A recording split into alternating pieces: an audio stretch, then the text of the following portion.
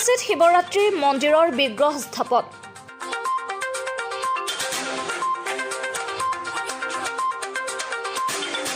কামৰূপৰ কমলপুৰ ৰাজচক্ৰৰ অন্তৰ্গত কলাকুছিত আজিৰে পৰা আৰম্ভ হৈছে শিৱৰাত্ৰি মহোৎসৱ। আজি স্থানীয় বিধায়ক দিগন্ত কলিতাই শিৱ মন্দিৰত বিগ্ৰহ স্থাপন কাৰ্যসূচীত অংশগ্ৰহণ কৰে।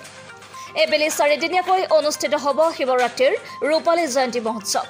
ইতিমধ্যে আলোকসজ্জাৰে আটক ধুনীয়াকৈ সজাই পৰাই তোলা হৈছে মন্দিৰ চহৰ।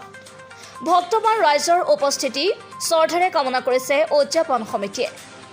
আপোনালোকে দেখাই পাইছে এটা ঐতিহাসিক এটা মন্দিৰ ৰাইজৰ সহযোগত প্ৰায় সম্পূৰ্ণ দিশত গৈ আছে।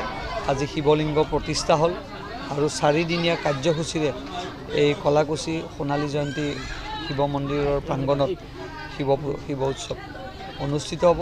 সকলোৰে সহায় সহযোগ বিচাৰিছোঁ আৰু ৰাইজৰ সহযোগত ৰাইজৰ সেৱাত আজি শিৱলিংগ প্ৰতিষ্ঠা হ'ল আৰু আমি এই 4টা দিন খুব ধুমধামেৰে আমি শিৱ পূজা আমি অনুষ্ঠিত কৰিম।